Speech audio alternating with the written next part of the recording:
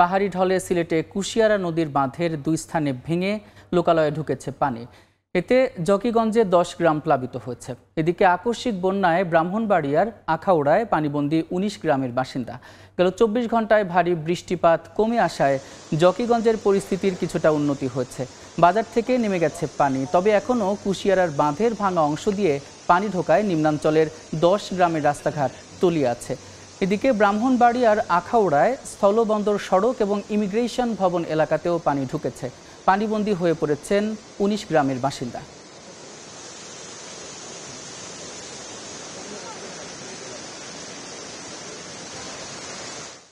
এই মুহূর্তে সিলেটের জকিগঞ্জে আছেন রিপোর্টার আমিনুল ইসলাম এবং ব্রাহ্মণবাড়িয়ার আখাউড়া স্থলবন্দর এলাকায় আছেন উজ্জ্বল চক্রবর্তী। সরাসরি শুরুতেই যাচ্ছি আমিনুলের কাছে।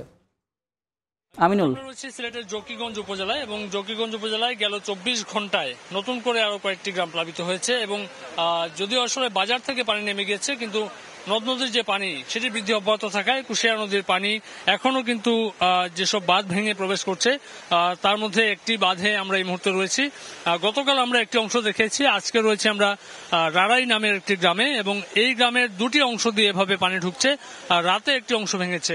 তো এই যে পানির প্রবেশ যেটি করছে, প্রায় 15টির বেশি গ্রাম কিন্তু এখনো প্লাবিত এবং এই পানি বৃদ্ধি আরো যদি অব্যাহত থাকে তাহলে আরো বেশি গ্রাম প্লাবিত হয়ে পড়বে। নিম্নাঞ্চলে যেসব বাসিন্দারা রয়েছেন তারা কিন্তু তাদের বসত ঘরে অনেকেই কষ্ট করে রয়েছেন, অনেকে গবাদি পশু নিয়ে একটু উঁচু স্থানে চলে গিয়েছেন।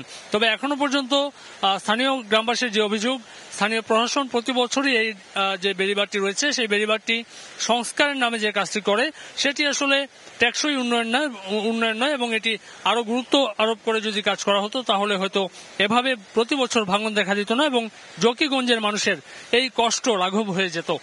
এটি আসলে স্থানীয় মানুষরা বলছেন। তবে স্থানীয় প্রশাসন বলছে যে এই বাঁধগুলো যখন নির্মাণ হয় তখন আসলে তদারকি করা হয়, পানি উন্নয়ন বোর্ডের কর্মকর্তারা উপস্থিত থাকেন, এটি আসলে হচ্ছে তাদের দাবি।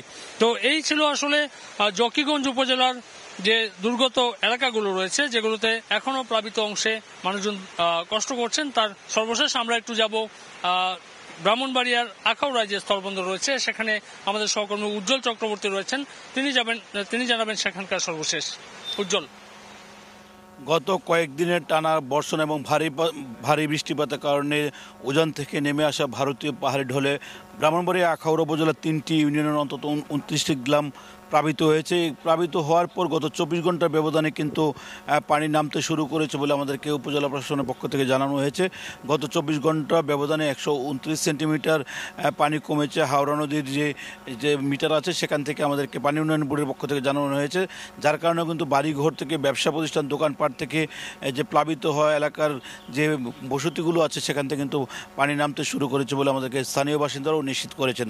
আপনাকে জানিয়ে রেখে আমি যে এই মুহূর্তে যে ব্যবসা প্রতিষ্ঠান এবং দোকানপাটগুলো দেখাচ্ছি, গতকাল কিন্তু এগুলো পানির নিচে তলিয়ে ছিল, কিন্তু আজ সকালে কিন্তু সেগুলো থেকে পানি নেমে গেছে, যার কারণে কিন্তু ব্যবসা প্রতিষ্ঠানগুলো আবারও নতুন করে খুলতে শুরু করেছে। আমি কিছুক্ষণ আগে কথা বলেছিলাম আখাউড়া উপজেলার নির্বাহী কর্মকর্তা, তিনি আমাদেরকে জানিয়েছেন যে 511টি পরিবারের ক্ষতিগ্রস্ত পরিবারের তালিকা প্রণয়ন করা হয়েছে। তাদেরকে 10 কেজি করে চাল এবং নগদ 500 টাকা করে দেওয়া হবে এবং প্রত্যেকটি এলাকায় যে ফসলের জমি, পুকুরের মাছ সহ যারা ক্ষতিগ্রস্ত কৃষক এবং জেলে পরিবারের সংখ্যাগুলো কিন্তু নিরূপণ করা হচ্ছে। সেগুলো নিরূপণ করে কিন্তু বন্যা পরবর্তী যে পুনর্বাসন কার্যক্রম সেটি শুরু করা হবে বলে আমাদেরকে উপজেলা নির্বাহী কর্মকর্তা জানিয়েছেন। আখাউড়া স্থলবন্দরটি যে এলাকাটি আছে সেই এলাকার যে আমদানি রপ্তানি কার্যক্রম সেটিতে কিন্তু তেমন কোনো প্রভাব পড়েনি। যে এলাকায় পানিগুলো প্রবেশ করেছিল সেখান থেকে পানি নামতে শুরু করে স্থানীয় বাসিন্দারা কিন্তু অনেকটাই স্বস্তি প্রকাশ করেছে। তো এই ছিল আমার কাছে আখাউড়া স্থলবন্দর থেকে বন্যা পরবর্তী যে কার্যক্রমের সর্বশেষ তথ্য। বন্যা এবং পানিবন্দী মানুষের খবর জানাতে সিলেট থেকে যুক্ত ছিলেন সহকর্মী আমিনুল ইসলাম এবং ব্রাহ্মণবাড়িয়া থেকে যুক্ত ছিলেন সহকর্মী উজ্জ্বল চক্রবর্তী।